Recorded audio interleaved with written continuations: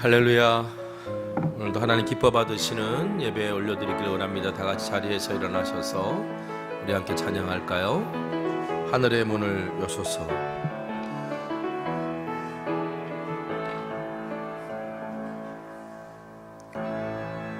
하늘의 문을 여소서. 이곳을 주목하소서. 주를 향한 노래가 꺼지지 않으니 하늘을 열고 오소서.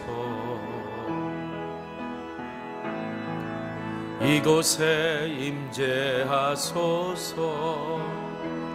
주님을 기다립니다. 기도의 향기가 하늘에 닿으니 주여 임재하여 주소서. 이곳에 오소서. 이곳에 앉으소서. 이곳에서 드리는 예배를 받으소서. 주님의 이름만이 오직 주의 이름만 이곳에 있음. 이곳에 오셔서. 이곳에 오셔서. 이곳에 앉으소서. 이곳에서 드리는 예배를 받으소서.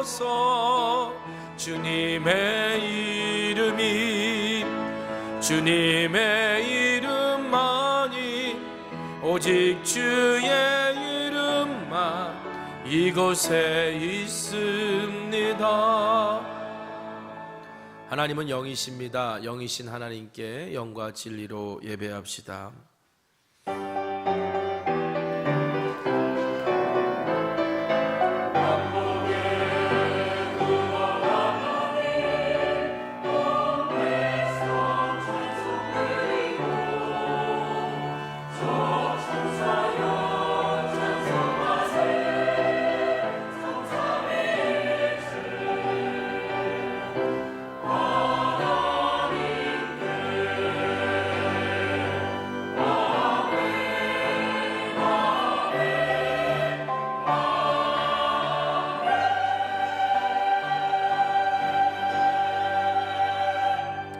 찬송가 35장 찬송하겠습니다.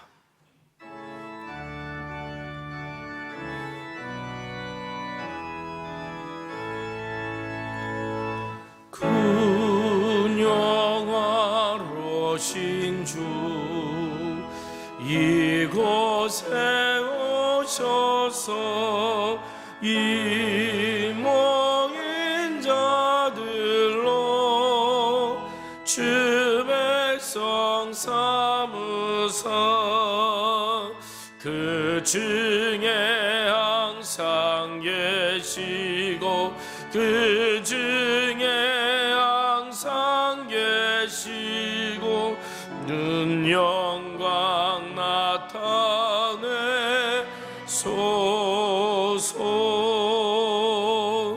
이 백성 기도와 또 예물드림이 양내와 같으니 곧 받으옵소서. 주 예수 크신 복음을 주 예수 크신 복음을 만 백성 듣게 하소서. 또 우리 자손들 다 주를 기리고 조성전돌같이 기나게 하소서. 주 구원하신 능력을 주 구원하신 능력을 늘 끝날까지 주소서. 주 믿는 만민인 참 진리 지키며 예성도들 같이 주 찬송하다가 저 천국 보좌 앞에서 저 천국 보좌 앞에서 늘 찬송하게 하소서.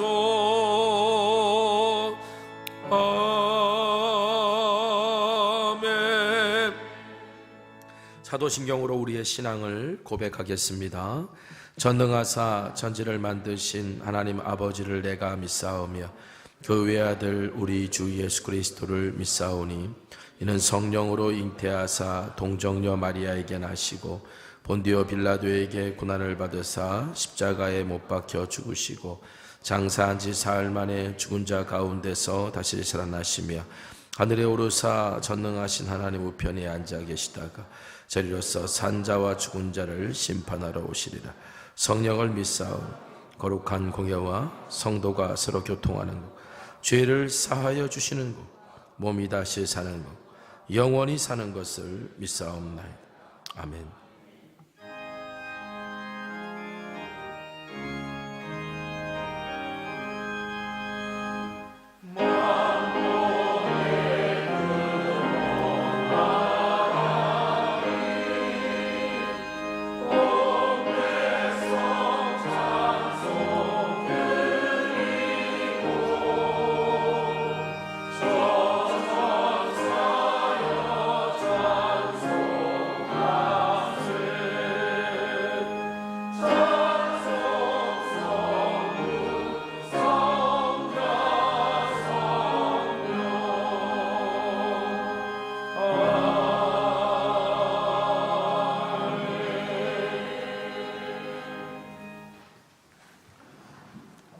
찬송가 198장 찬송하겠습니다.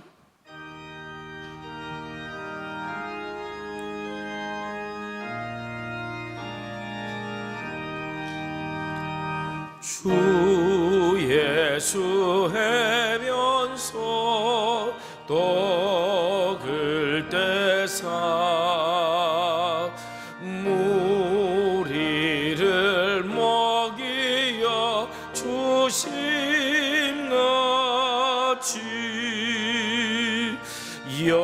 영생의 양식을 나에게도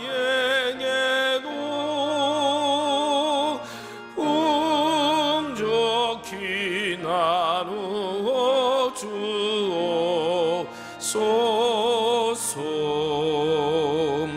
생명의 말씀인 나의 주여, 목말라 주님을 찾나이다.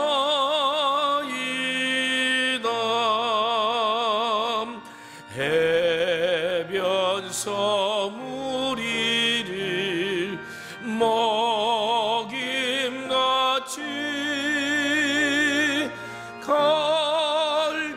갈급한 내 심령 채우소서.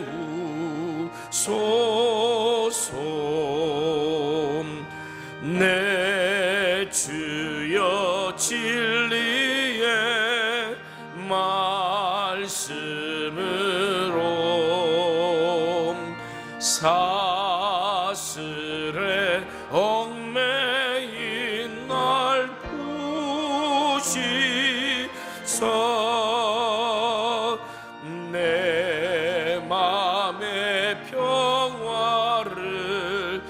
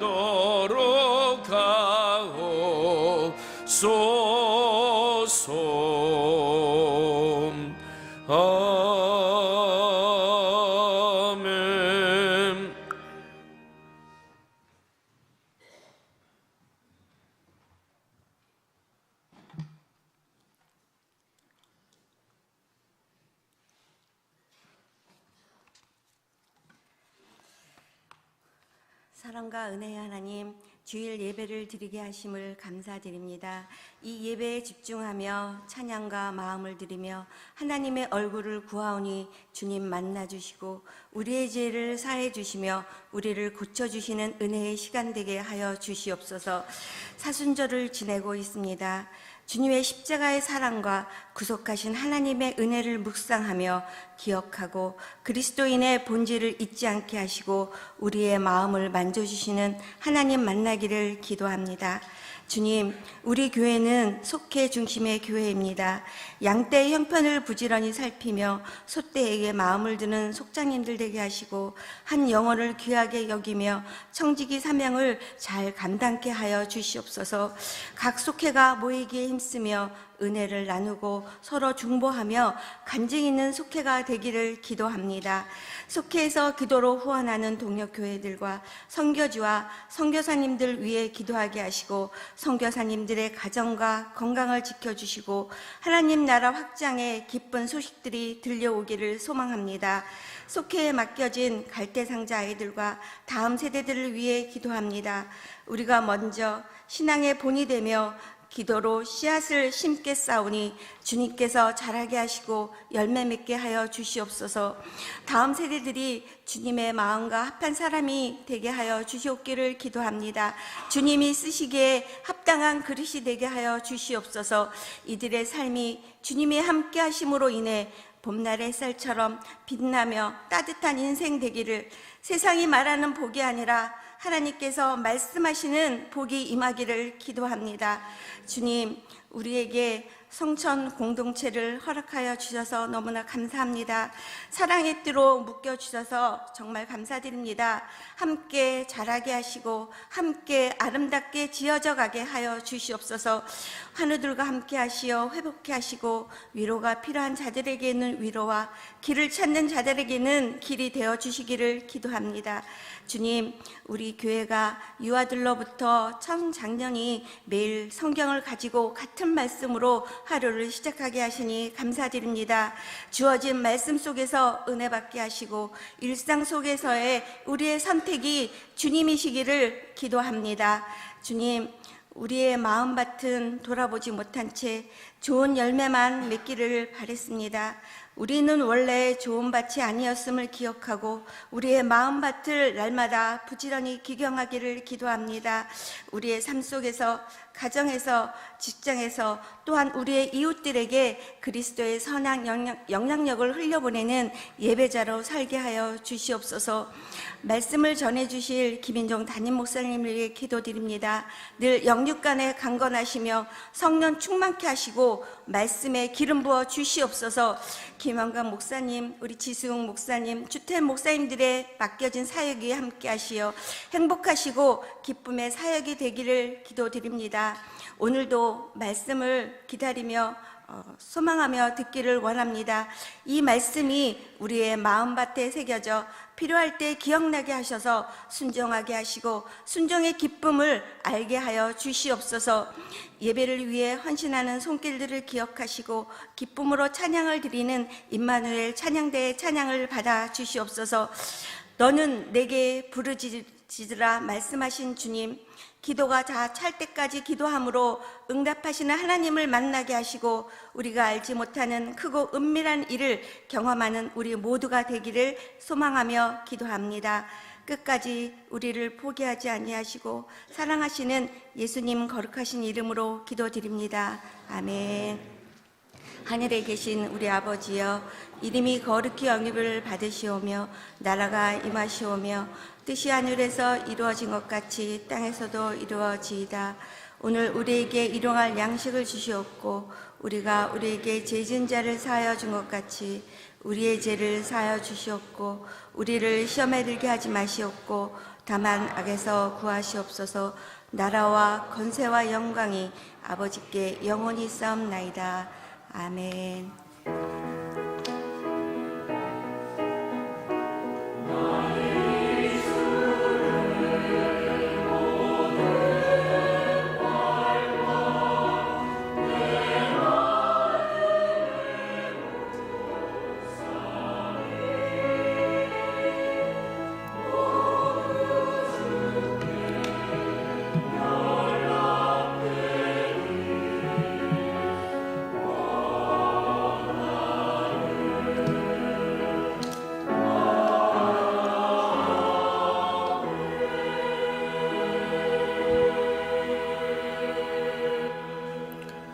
교회 소식 여러분들과 함께 나누겠습니다. 지난 수요일부터 사순절이 시작됐습니다. 우리 사순절은 우리 그리스도인들에게 아주 중요한 절기입니다. 그리스도의 생애와 고난을 묵상하면서 우리가 그리스도를 닮아가는 그런 계절이기도 합니다.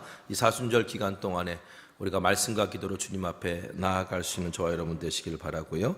지난주 광고 드렸던 것처럼 우리 창립 50주년 우리 지난 반세기를 돌아보고 감사를 고백하고 그리고 다가오는 새로운 50년을 향한 선교적 발걸음을 준비하는 과정으로 우리 3월부터 9월까지 우리가 기금을 좀 만들어서 준비하고 나아가려고 합니다. 우리 특별 감사 헌금 봉투 준비했으니까 여러분 마음 모아주시고 함께해 주시면 또 기도해 주시면 감사드리겠습니다. 자, 우리 새로운 삶 12기 6주 과정 성격 공부가 주일반은 오늘부터 시작하고 수요일반은 이번 주 수요일부터 시작을 합니다. 아직 자리가 남아 있으니까요. 그러니까 여러분 신청하시길 원하시는 분들 오늘까지 신청하셔도 될 것 같습니다. 자, 13기 꿈샘학교 신청받습니다. 꿈샘학교 일정이 3월 22일부터 4월 12일 매주 토요일 4주간 동안 진행되는데요. 우리 2020년생부터 22년생 유아 보호자가 대상입니다. 우리가 우리 교회뿐만 아니라 외부인들에게도 오픈하는 사역 가운데 하나가 꿈샘학교입니다. 우리 교회 아이들뿐만 아니라 우리 지역에 있는 분들도 함께 할 수 있도록 저를 권면해 주시면 감사드리겠고요. 또 이제 다음 주 화요일이죠. 돌아온 주 말고 다음 주 화요일 3월 18일 화요일 날은 우리 지난 50년을 돌보아 주시고 인도해 주신 하나님의 은혜에 감사하면서 그 마음으로 우리 서울연회 원로 목사님들을 좀 모시려고 합니다. 서울연회가 우리가 속한 데가 서울연회고요. 서울연회 원로 목사님들이 우리 전국에서 제일 많으세요. 120명 정도 되세요. 120명 되는 목사님들이 거의 다 오신다고 보면 돼요. 그래서 우리가 이 예배를 함께 드리고 또 잘 섬기는 시간 갖길 원하는데 그걸 위해서 주차나 차량이나 안내나 식사 이렇게 봉사하실 분들이 좀 필요합니다. 여러분 함께 시간 내주시면 감사드리겠습니다. 자, 오늘 시간 서로 축복할까요? 당신 하나님의 언약 안에 있는 축복의 통로입니다. 오늘 시간 우리 서로 축복하며 나아가겠습니다. 당신은 하나님의 언약 안에 있는 축복의 통로 당신을 통하여서 열방이 주께 돌아오게 되리. 다시 한번 축복합시다.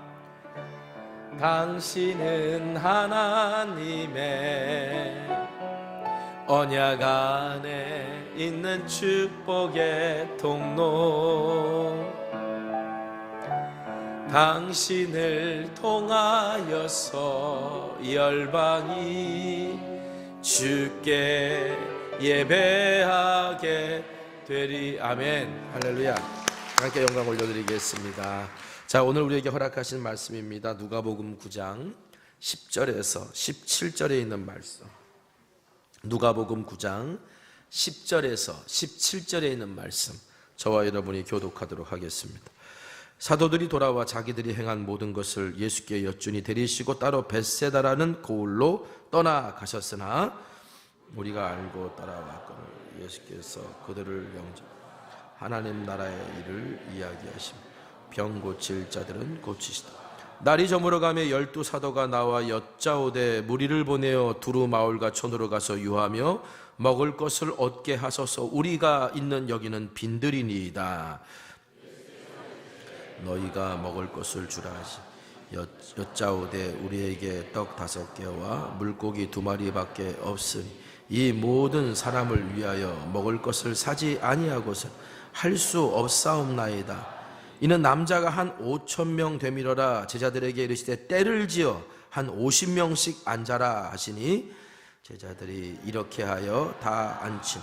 예수께서 떡 5개와 물고기 2마리를 가지사 하늘을 우러러 축사하시고 떼어 제자들에게 주어 무리에게 나누어 주게 하시니 먹고 다 배불렀더라. 그 남은 조각을 12바구니에 거두니라. 아멘.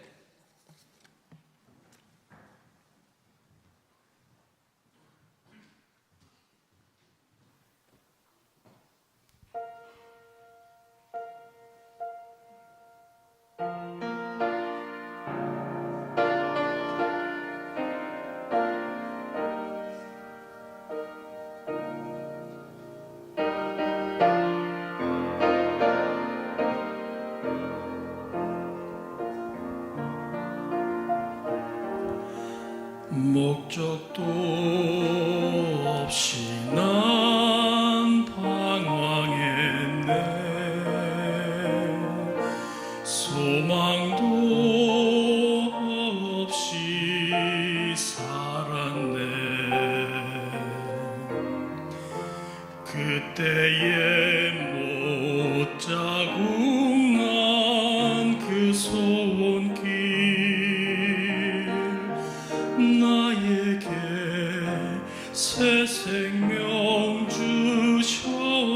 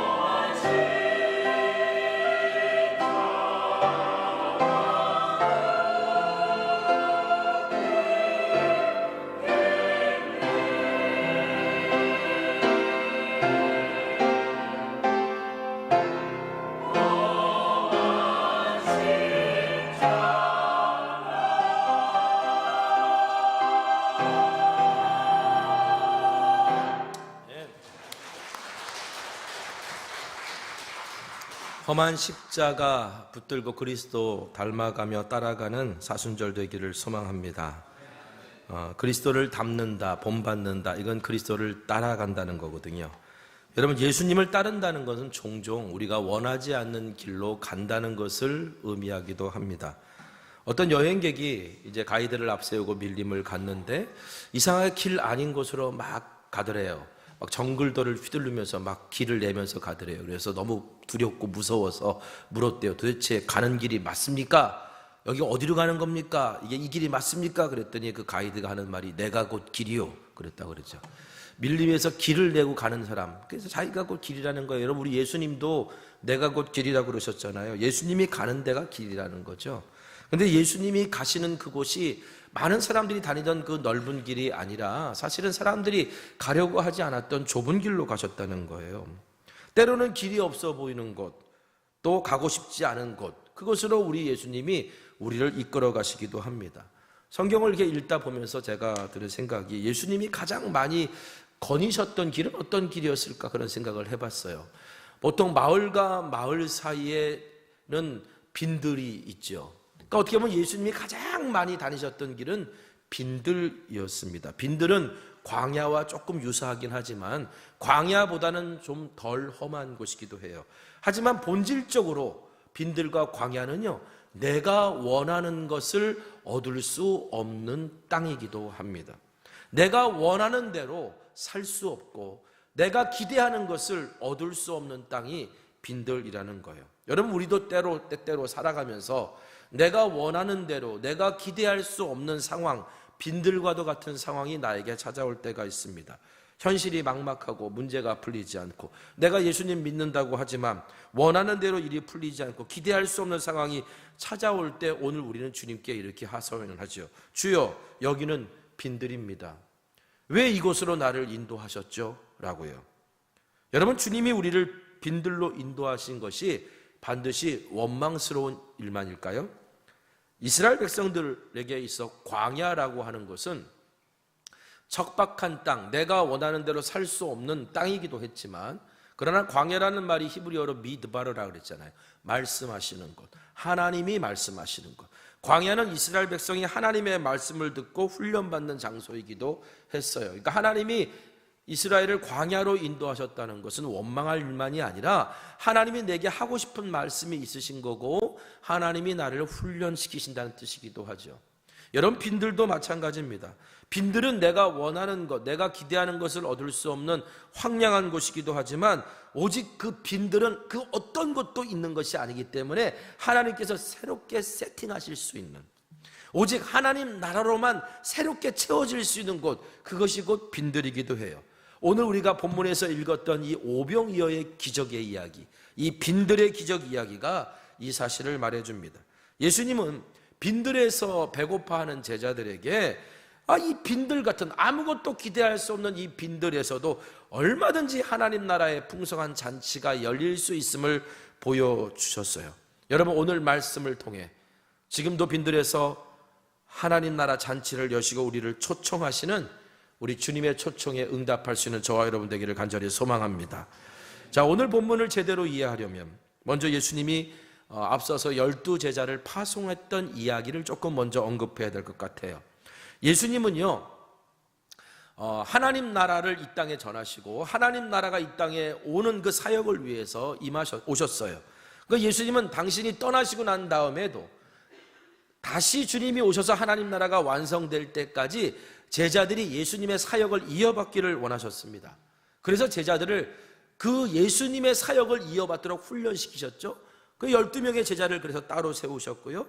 그리고 하나님 나라의 복음을 전하고 병든 자를 고치고 회복시키는 그 사역을 위해서 제자들에게 그 사역을 위임하셨어요.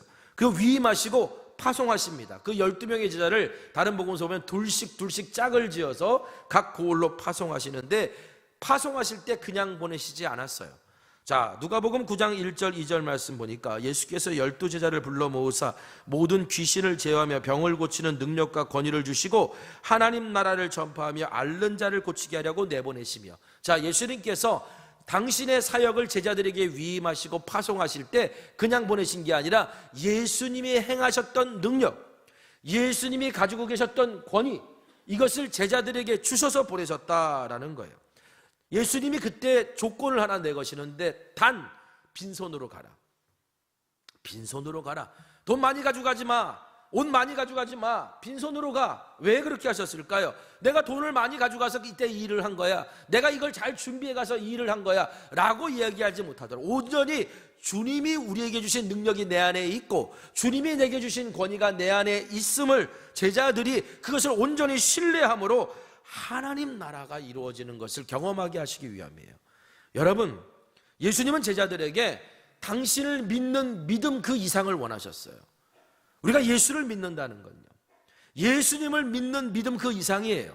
자, 바다에서 막 제자들이 배가 막 할 때 제자들이 예수님을 막 흔들어 깨워요. 우리가 죽게 생겼습니다. 예수님 살려주세요. 예수님에 대한 믿음이 있었기 때문에 예수님을 흔들어 깨웠겠죠. 그런데 예수님은 일어나서 뭐라고 말씀하십니까? 이 믿음이 없는 자들아 라고 말씀하세요. 예수님에 대한 믿음으로 예수님을 흔들어 깨웠는데 왜 믿음이 없는 자들이라고 말씀했을까요? 예수님은요, 예수님을 향한 믿음 갖는 것 그 이상 예수님의 믿음을 갖길 원했던 거예요. 하나님이 함께 하시면 얼마든지 이곳에서 살아날 수 있고, 하나님이 함께 하시면 얼마든지 능력을 행할 수 있다는, 다시 말하면 예수님을 믿는 믿음을 넘어서서 예수님이 가지고 계셨던 믿음을 제자들이 갖길 원하셨던 거예요. 그래서 예수님께서 당신 안에 있는 능력을 제자들에게 주고 당신에게 있었던 권위를 제자들에게 줘서 하나님 나라 일을 감당하라고 하신 겁니다. 그 제자들이 예수님의 믿음을 가지고 마을로 들어갔습니다. 누가복음 9장 6절에 제자들이 나가 각 마을에 두루다니며 곳곳에 복음을 전하며 병을 고치더라. 다시 말하면 제자들에게 동일하게 예수님이 행하셨던 하나님 나라 역사가 일어났던 거예요. 빈손 들고 선교 여행 떠났는데 주님이 주신 능력만 가지고 권위만 가지고 갔더니 어떻게 해요? 하나님 나라가 예수님이 행하셨던 일처럼 일어났다는 거예요. 아주 성공적으로 사명을 감당하고 예수님께 돌아와요. 이때 어떤 일이 벌어지느냐? 원래 예수님은 한 팀이 돼서 움직이셨잖아요.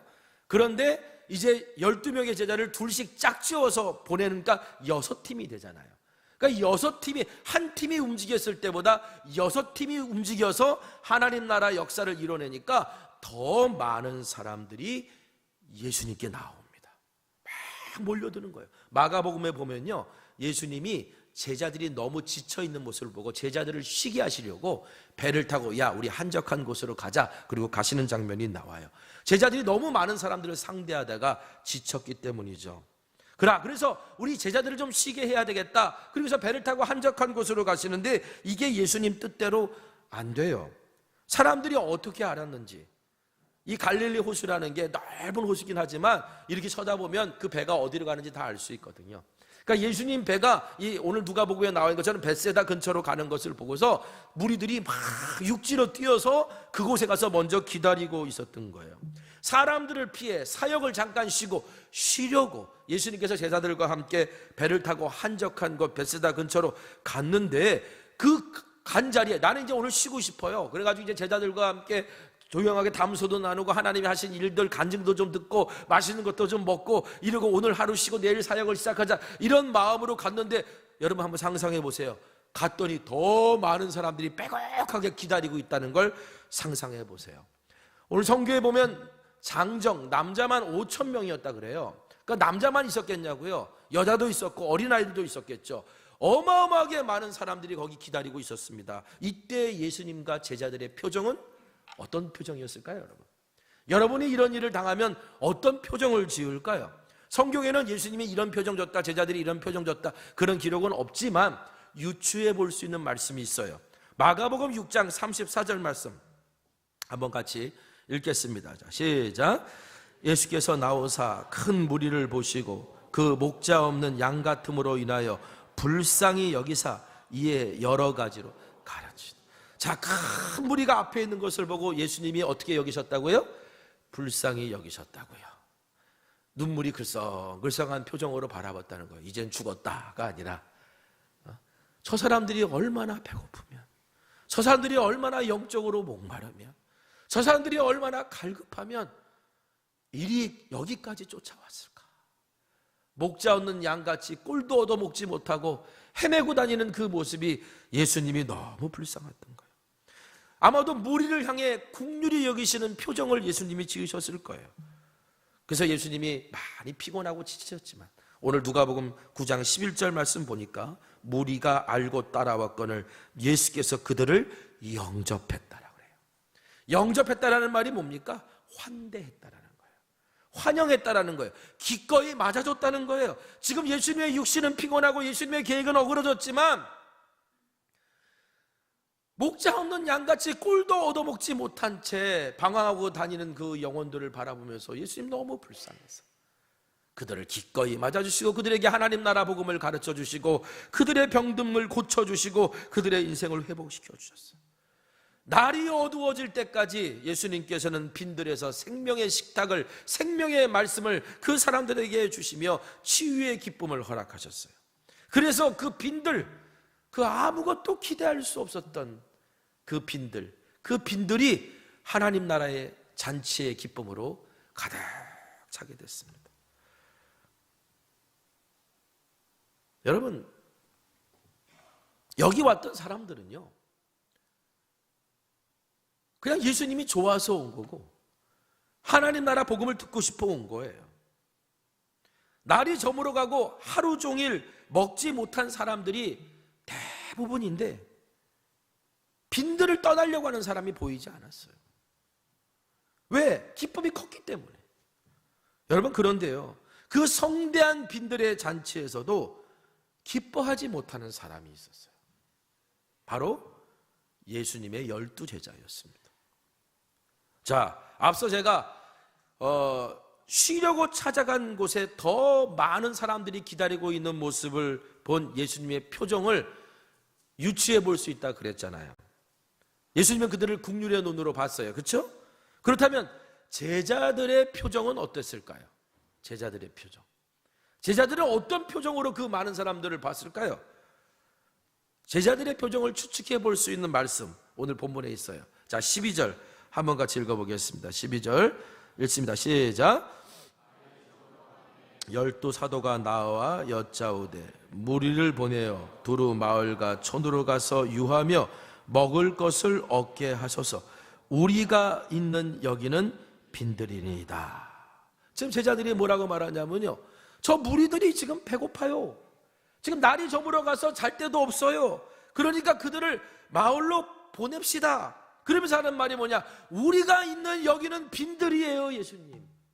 예수님, 우리가 여기에 빈들에 있다는 거 잊으셨습니까? 설마 여기서 밤을 보내실 작정이십니까? 여기서는 아무것도 할 수 없고 아무것도 기대할 수가 없어요. 빈들에서 뭘 할 수 있겠어요? 그리고 오늘 우리는 아무것도 못 먹었어요. 이런 의미가 담겨 있는 거예요. 여러분, 이렇게 말하는 제자들의 얼굴에 무슨 표정이 드러났을까요? 배고프면 짜증나죠. 힘들면 짜증나요. 그러니까 짜증나는 얼굴이 막 드러났을 거예요. 제자들도 배고팠고 지쳤고, 그런데 예수님은 눈치도 없이 그냥 오는 사람 다 만나주고, 또 은혜 받으니까 또 말씀을 끝날 것 같으니까 또 말씀을 전하고, 그러니까 또 오는 사람하고 또 맞아. 아니, 이거 날은 어둑어둑해지는데 도대체 끝날 기미가 안 보이니까 제자들이 짜증이 나서 예수님께 주여 여기는 빈들입니다 라고 그랬던 거예요. 그런데요, 제자들의 요구와는 달리 하나님 나라 복음을 듣고 있었던 그 무리들은 전혀 배고프지 않았어요. 여러분, 생각해 보세요. 지금 예수님이 밥 줄 테니까 와라 그래가지고 사람들이 모인 건가요? 아니잖아요. 그리고 밥을 줄 것을 기대하고 온 건가요? 아니잖아요. 그리고 예수님이 야, 내가 갈 때 가야 돼 이렇게 의무를 부여하셨습니까? 아니잖아요. 그 사람들은 얼마든지 자기들 마음대로 올 수 있었고 자기들 마음대로 갈 수 있었어요. 그런데 이 사람들이 그 빈들을 떠나지 않았다는 건 밥을 안 줘도 배고프지 않았다는 거예요. 잠자리를 안 줘도 피곤하지 않았다는 거예요. 왜? 하나님 나라의 기쁨에 감사하고 기뻤기 때문입니다. 여러분, 날이 어두워지면 어떻습니까? 오히려 이렇게 생각할 수 있죠. 아유, 뜨거운 햇빛 때문에 힘들었는데 날이 어두워져 선선해지니 그나마 낫네. 그런데 밤이 되면 거기는 추워요. 추우면 좀 어떻습니까? 일부러 모닥불 피워놓고 밤새도록 오손도손 얘기할 수 있는데, 하나님이 예수님의 말씀이 이렇게 은혜로워서 예수님이 나의 병을 이렇게 고쳐줬어 라면서 서로 간증을 나눌 수 있는데, 그리고 예수님은 끊임없이 식탁을 내어주고 생명의 말씀에 식탁을 내어주시는데, 여러분, 거기 빈들에 있었던 사람들 대부분은요 불평이 없었어요. 그런데 그 기쁨의 잔치에 참여하고 있지 못했던 사람들은 다름 아니라 예수님의 12제자였다는 거예요. 예수님께서 이런 제자들의 마음을 보시고 오늘 본문에서 예수님이 제자들에게 이렇게 말씀하십니다. 그래? 그러면 너희가 먹을 것을 줘라. 자, 여러분 보세요. 빈들에서 예수님이 하나님 나라 잔치를 여셨어요. 잔치를 여신 주인이에요. 자, 그런데 예수님께서 제자들에게 너희가 먹을 것을 줘라라고 얘기는 말하면 너희도 이 하나님 나라 잔치를 여는데 함께 해야 될 호스트야 라고 말씀하시는 거예요. 이미 앞서서 예수님께서 당신의 능력과 권위를 제자들에게 줘서 너희들 각자 곳곳으로 흩어져서 너희들이 그 하나님 나라 잔치를 열어 하나님의 생명의 말씀을 좀 전하고 병든 사람들을 좀 고치고 삶의 회복에 필요한 사람들을 회복시켜 하나님 나라 잔치를 너희들이 좀 베풀어 라고 예수님께서 당신의 사역을 위임해서 보내셨잖아요. 그들이 그걸 성공적으로 하셨잖아요. 자, 이 빈들에서도 예수님이 그 잔치를 여셨으면 제자들도 그 잔치에 함께 했어야 되고 잔치의 호스트로서 그 역할을 감당하라고 예수님께서 너희가 먹을 것을 줘라 이렇게 말한 겁니다. 나의 기쁨을 너희들도 누려야지. 너희들도 호스트인데. 여러분, 이 말에 제자들이 어떻게 반응합니까? 오늘 13절 말씀 같이 읽겠습니다. 13절 읽습니다. 시작. 너희가 먹을 것을 주라 하시니 여짜오되 우리에게 떡 5개와 물고기 2마리밖에 없으니 이 모든 사람을 위하여 먹을 것을 사지 아니고서는 할 수 없사옵나이다 하니. 지금 제자들이 뭐라고 말하냐면, 아니 예수님, 지금 우리가 가지고 있는 건 떡 5개와 물고기 2마리밖에 없어요. 근데 저기 있는 사람들 보세요. 저 사람들 5,000명이에요. 물론 예전에 우리가 예수님 말씀 따라 그렇게 행하긴 했지만 그때는 그래봤자 고작 몇백 명, 몇십 명 정도였지만 지금 제 앞에 남자만 5,000명, 어떻게 보면 숫자로 세보면 1만 명이 넘는 사람들이 그 안에 있는데 이걸 가지고 어떻게 합니까? 그때는 그거고요. 지금 이 모습으로는요, 그걸 감당할 수 없어요. 지금 제자들은 스스로 뭐예요? 그 많은 무리라고 하는 숫자, 빈들이라고 하는 상황, 그 상황을 자신의 믿음의 한계에 가둬놓고 있었던 거예요. 너희가 먹을 것을 줘라 라고 예수님께서 말씀하실 때 제자들은요, 예수님의 의도를 정확히 깨닫지 못해봤어요. 우리들이 가진 것으로 뭔가, 가진 물질로 뭔가 해보려고 했던 거예요. 자기들 가진 거 탈탈 털어봤더니 떡 5개와 물고기 2마리밖에 없어요. 여러분, 한두 사람의 도시락 분량입니다. 그걸로 뭘 할까요? 이때 요한복음에 보면 약삭빠른 계산이 빨랐던 빌립이라는 제자가요, 막 계산기 두들겨요. 그러더니 이거 하려고 그러면요 200데나리온은 있어야 됩니다. 200데나리온이 얼마 정도 액수냐면 한 사람의 남자가 200일 동안 일할 품삯이에요. 그러니까 연봉의 3분의 2 정도 되는 분량이 있어야, 그래야 이 사람들에게 빵 한 조각이라도 나눠줍니다. 최소한의 액수라는 거예요. 그런 돈이 어디 있습니까? 이 얘기는 뭐냐? 예수님, 우리가 저들을 먹이는 건 불가능합니다 라고 말하는 겁니다. 그러니까 우리 여기는 빈들이니까 사람들을 보내자고 말한 거예요. 여러분, 우리가 여기서 하나 알아야 될 거 있어요. 12명의 제자가 마을로 파송 가서 하나님 나라 전치를 열었을 때 그들이 뭘 들고 가서 열었나요? 빈손 들고 갔지? 그들이 성공적으로 선교적 여행 마치고 돌아온 게 자기들이 잘나서 그랬던 건가요? 어떤 물질적인 지원이 풍부해서 그랬던 건가요? 예수님이 능력과 권위를 그들에게 주셨고 그들이 그것을 믿고 그 나라를 위해 헌신했더니 하나님께서 그들을 통해 일하신 거 아닌가요? 그럼 하나님이 몇백 명까지는 일하실 수 있고 5,000명까지부터는 일하지 못하시나요? 지금 제자들은요, 자기들의 힘으로 한 게 아니었어요. 그냥 자기들의 삶을 하나님 앞에 드렸더니 하나님이 그 일을 통해 하나님 나라를 이루신 것뿐이에요. 실제로 요한복음을 보면 제자들이 가지고 있었던 물고기 떡 5개와 물고기 2마리도 한 소년이 거기에 왔다가 자기도 배고프지만 예수님이 얼마나 배고프실까? 예수님의 사역을 위해 자기가 가지고 있는 것을 내어드린 거였어요. 헌신했던 거라고요. 그 헌신한 걸 들고서, 한 소년의 헌신을 들고서 그들이 하는 말이 뭐라고 말해요? 물고기 2마리와 떡 5개 밖에라고 말해요. 한 사람의 헌신인데요, 한 사람의 헌신을 통해 하나님 앞에 드려진 것을 떡 5개와 물고기 밖에라니에요.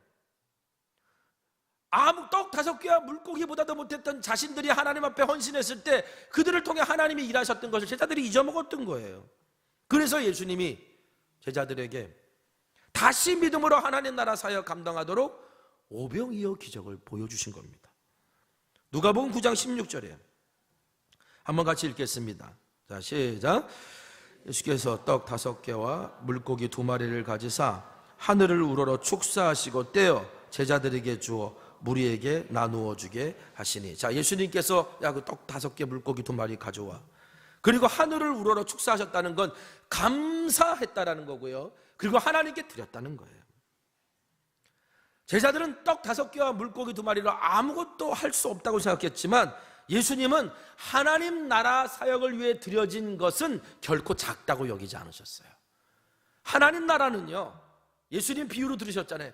겨자씨 하나부터 시작해요. 우리가 흔히 생각하는 작은 것에서부터 시작한다고요. 아주 작은 것이지만 그것을 하나님 나라가 자랄 수 있을 믿고 드리고 헌신한 것을 통해 하나님 나라라는 나무가 자라는 거예요. 오병이어를 드렸던 한 소년의 헌신이 바로 하나님 나라를 이루는 씨앗이 됐던 거예요. 여러분, 우리가 가지고 있는 것들이 아무리 작다 할지라도, 내가 가지고 있는 능력이 아무리 부족하다 할지라도 그것이 하나님의 축복이 흐르는 통로가 될 수 있도록 하나님 앞에 드리고 심을 수 있는 자 되기를 간절히 소망합니다. 이게 바로 하늘의 씨앗을 심는 방법이에요. 주님, 저는 연약하고 부족하고 모자라지만 하나님 나라와 그 영광을 위해 나 같은 사람도 쓰실 수 있다면 사용해 주세요. 나 이만큼 시간이 남습니다. 나에게 이런 재능이 조금이라도 있습니다 라고 하나님 앞에 나의 시간을 드릴 수 있고, 재능을 드릴 수 있고, 물질을 드릴 수 있고, 오늘 나의 열정을 드릴 수 있다면, 내가 아무리 작은 것이라 할지라도 하나님께서는 그것을 통해 하나님 나라가 자라게 하신다는 거죠. 하나님 나라의 법칙대로 30배, 60배, 100배의 결실을 맺게 하신다는 거예요. 한 소년이 보잘것없는 오병이어를 드렸을 때 빈들에서 기적을 일으키는 씨앗이 됐던 것처럼요. 자, 그런데 우리가 여기서 주목해 봐야 될 게 하나 있어요.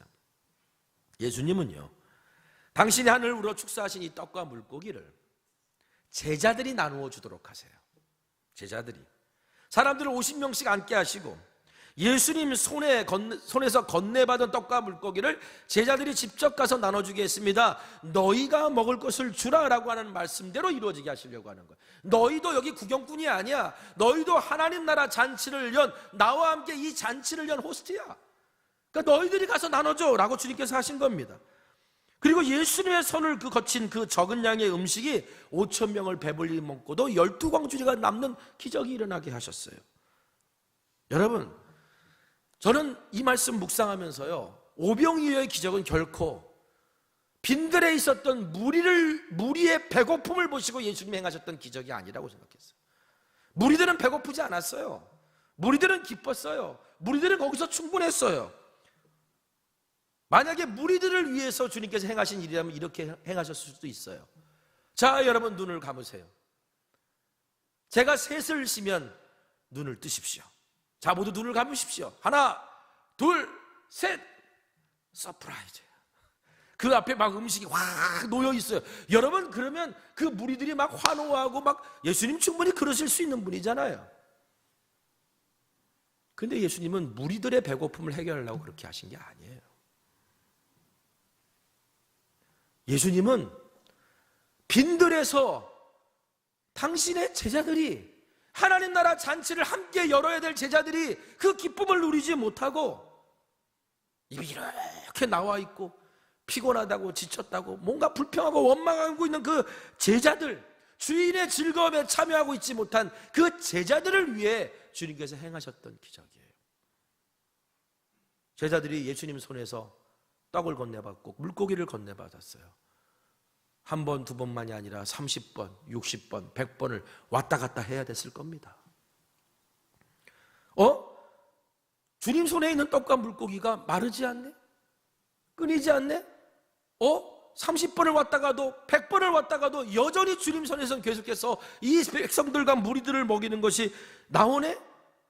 이 빈들에서는 아무것도 기대할 수 없고 아무것도 할 수 없다고 생각했는데, 아마도 제자들은 주여 여기는 빈들입니다 라고 말했던 자신들의 말이 얼마나 부끄러웠을까요? 이 과정에서 제자들은 깨달았습니다. 아무리 빈들이라도, 아무리 많은 무리가 있다 할지라도, 내가 아무리 적은 것을 가지고 있다 할지라도 하나님 나라를 향해서 예수님의 손에 드려지고 예수님을 통해서 예수님과 함께하는 사역이라면 얼마든지 풍성한 잔치를 할 수 있다는 사실이라. 마태복음 11장 12절에 예수님이 이렇게 말씀하십니다. 세례 요한의 때부터 지금까지 천국은 침노를 당하나니 침노하는 자는 빼앗느니라. 침노라는 말은 폭행한다는 거거든요. 힘을 쓴다는 거예요. 이 말씀이 뭐냐? 하나님 나라는 하나님 나라를 향한 강한 의지를 가지고 있는 사람만이 그 나라를 경험할 수 있다는 거예요. 하나님 나라를 살아보고 싶고 하나님 나라가 내 안에 이루어지기를 원하고 하나님 나라의 능력이 나타나기를 원하는 사람만이 하나님 나라를 경험할 수 있다는 얘기예요. 여러분, 빈들이라고, 우리가 할 수 있는, 기대할 수 있는 건 아무것도 없는 상황이라고 혹시 손 놓고 있는 거 있으십니까? 어느 순간 내가 이거는 할 수 없어, 5,000명은 안 돼, 이거는 할 수 없어, 빈들이라 안 돼 라고 하면서 그것을 그어놓고 기쁨을 잃어버린 신앙생활을 하고 있지는 않습니까? 기억하십시오. 경계를 넘어선 믿음만이 하나님 나라 잔치, 기쁨을 맛봐요. 침노하는 자만이 천국의 기쁨을 맛보는 거예요. 오늘 우리는 우리가 원치 않는 빈들에 던져질 때가 있습니다. 건강의 빈들, 경제의 빈들, 관계의 빈들, 가정의 빈들, 돌투성이 같은 내 마음의 빈들, 가시덤불이 잔뜩 자란 우리 마음 같은 빈들, 그런 빈들의 상황에 던져질 때가 있어요. 여러분은 혹시 지금 내가 빈들에 서 있다고 생각하시면 어떤 빈들에 서 계십니까? 이 상황에 대해서 오늘 우리도 제자처럼 주여 여기는 빈들입니다, 그 어느 것도 기대할 수 없습니다 라고 나의 현재 믿음 없음과 나태해진 신앙생활을 합리화하고 계시지는 않습니까? 이런 우리에게도 예수님께서 말씀하십니다. 너희가 먹을 것을 줘라. 너희들은 이 하나님 나라 잔치에서 구경꾼들이 있으면 안 되는 사람들이야. 너희들은 이 잔치를 연 나와 함께 주인의 즐거움에 참여해야 될 너희들도 호스트야. 그때 우리는 어떻게, 주여 여기는 빈들입니다, 제자들처럼 반응하는 게 아니라 주여 여기는 빈들입니다, 하지만 적은 떡과 물고기 내가 있는 이 작은 것을 드리오니 이곳을 기쁨이 가득한 하나님 나라 잔치로 가득 채워주소서 라고 그렇게 반응하고 고백할 수 있는 주의 제자가 되어야 되지 않을까요? 2025년 빈들의 기적을 맛보는 저와 여러분 되시기를 주님의 이름으로 축원합니다. 우리 말씀 붙들고 함께 기도했으면 좋겠습니다. 여러분의 삶에 지금 어떤 빈들이 찾아왔습니까? 건강의 빈들입니까? 경제의 빈들입니까? 관계의 빈들입니까? 가정의 빈들입니까? 주님 여기는 빈들입니다. 왜 우리를 이 상황에 내버려 둡니까? 제자들처럼 원망만 하고 있지는 않습니까? 그 빈들에 하나님 나라 잔치를 열고 계시는, 아무것도 없기에 온전히 하나님 나라만을 바라볼 수 있도록 만들어 놓으시는 그 풍성한 잔치에 나의 적은 떡과 물고기, 나의 시간과 의지를, 하나님 나라를 향한 의지를 드려볼 마음은 없습니까? 오늘 주님, 내 인생에 찾아온 빈들이 주님의 것으로 가득 채워지는 기쁨을 누리게 해달라고, 오늘 내가 주님의 손에 의지하여, 주님이 주신 은혜에 의지하여 나아갑니다. 이렇게 기도하는 저와 여러분 되기를 간절히 소망합니다. 기도하겠습니다. 거룩하신 아버지 하나님, 오늘 이 시간, 이 시대가 우리를 참 힘들게 하는 상황 속에 던져져 있습니다. 그렇습니다. 오늘 내가 알게 모르게 빈들에 던져집니다. 빈들은 기대할 수 있고 원하는 것대로 살아갈 수 없는 그런 상황입니다. 그래서 원망합니다. 그래서 지칩니다. 주여 여기는 빈들입니다. 제자들처럼 그렇게 말합니다. 그런데 주님, 오늘 나의 연약함을 아시는 주님, 오늘도 내가 주님 앞에 나아가서 이제 주여 여기가 빈들입니다 라고 얘기하지 말고 우리에게 너희가 먹을 것을 주라고 하십니다. 너희들은 아무것도 기대할 수 없는 곳이라고 말하지 마라. 내가 여기에 아무것도 없는 곳이기에 온전히 하나님 나라를 향해서만 세팅할 수 있는, 기쁨이 가득할 수 있는 곳이야 라고 말씀하시며, 우리가 그 하나님 나라 기쁨의 잔치에 참여하고 그 호스트로서 설하고 주님께서 너희가 먹을 것을 주라 하십니다. 주여 2025년 오늘 우리의 삶에 찾아온 빈들에 주인의 즐거움에 참여하는 잔치가 열리기를 소망합니다. 아버지 하나님, 우리의 가정의 빈들에, 관계의 빈들에, 경제의 빈들에, 건강의 빈들에 아버지 그런 일들이 일어나기를 원합니다. 오 하나님, 빈들의 기적이 오늘 우리 안에, 하나님 나라의 기쁨이 우리 안에 넘치게 하여 주시옵소서. 예수님의 이름으로 기도했습니다. 아멘. 오늘 말씀 기억하면서 함께 결단에 찬양하겠습니다. 우리 주보에 악보 있습니다. 주가 일하시네.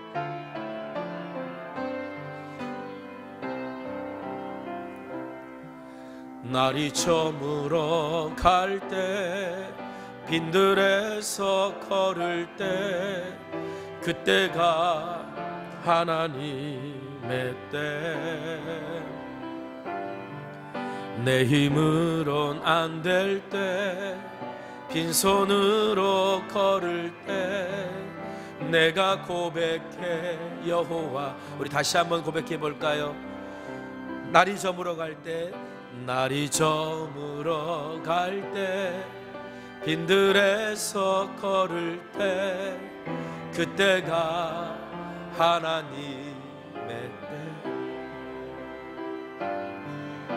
내 힘으로 안 될 때 빈손으로 걸을 때 내가 고백해 여호와. 이 주가 일하십니다. 주가 일하시네, 주가 일하시네. 주께 아끼지 않는 자에게 주가 일하시네, 주가 일하시네. 신뢰하며 걷는 자에. 우리 다 같이 일어나 찬양합시다. 우리 모인 이곳에, 우리 모인 이곳에 주님 함께 계시네. 누리네 아버지 은혜. 적은 떡과 물고기 내 모든 걸 드릴 때 모두 고백해 여호와 이래. 주가 일하십니다. 주가 일하시네, 주가 일하시네. 주께 아끼지 않은 자에게 주가 일하시네, 주가 일하시네. 신뢰하며 걷는 자에게. 기도하겠습니다. 주님 감사합니다. 오늘 우리 가운데 하나님 나라 잔치를 열게 해주셔서, 혹 우리 가운데 빈들을 경험하고 있는 이들이 있다면 그것이 건강의 빈들이든 관계의 빈들이든 가정의 빈들이든 경제의 빈들이든, 주여 여기는 빈들입니다. 그래서 나는 못하겠습니다. 그래서 기대할 수 없습니다 라고 말하는 제자들이 아니라 오늘 말씀처럼 빈들의 기적을 맛볼 수 있는 자들 되기를 소망합니다. 나는 아무것도 아닌데 주님이 우리에게 먹을 것을 주라 하셨을 때, 주님이 우리에게 위임하셨을 때, 주님이 우리 가운데 함께하고 있음을, 그리스도의 믿음을 우리가 갖게 되었을 때, 아무리 빈들 같은 상황이라 할지라도 그곳에 세상이 줄 수 없는 하나님 나라만의 잔치가 열릴 수 있음을, 주여 그 기쁨을 맛보는 신앙생활 하게 하여 주시옵소서. 오늘도 주님 앞에 드려진 귀한 예물이 있습니다. 적은 떡과 물고기 같은 고백이지만 하나님 나라를 향해 심습니다. 이것이 자라 열매 맺고 이것이 자라 많은 새가 우거지는 하나님 나라의 비유의 법칙이 오늘 우리의 삶에 확인되는 은혜와 축복을 더하여 주시옵소서. 지금은 우리 주 예수 그리스도의 크신 은혜와 하나님 아버지의 무한하신 사랑하심과 성령님의 감화감동 역사 충만 교통 내주하심의 은혜와 은총이 빈들의 기적을 믿고 주님 앞에 주님과 함께 하나님 나라의 기쁨을 맛보기를 소망하는 주의 자녀들 위해 지금부터 영원까지 함께하여 주시옵기를 간절히 축원합니다. 아멘.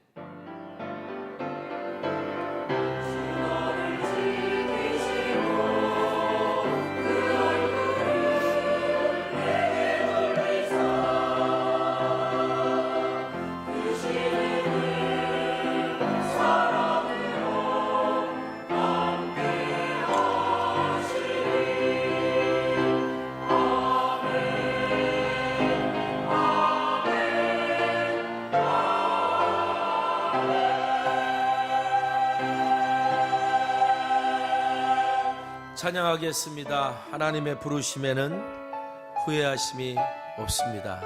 오늘 시간 주님 앞에 이 고백을 하며 나아가길 소망합니다.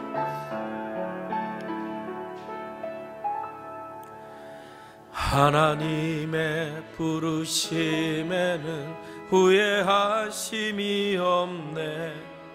내가 이 자리에 선 것도 주의 부르심이라. 하나님의 부르심엔 결코 실수가 없네. 나를 부르신 하나님의 신실하심을 믿네. 작은 나를 부르신 뜻을, 작은 나를 부르신 뜻을 나는 알 수 없지만 오직 감사와 순종으로 주의 길을 가리라. 때론 내가 연약해져도 주님 날 도우시니 주의 놀라운 그 계획을 나는 믿으며 살리. 날 부르신 뜻 내 생각보다 크고 날 향한 계획 나의 지혜로 증량 못하나 가장 좋은 길로, 가장 완전한 길로 오늘도 날 이끄심 믿네. 날 부르신 뜻, 날 부르신 뜻 내 생각보다 크고 날 향한 계획 나의 지혜로 측량 못하나 가장 좋은 길로, 가장 완전한 길로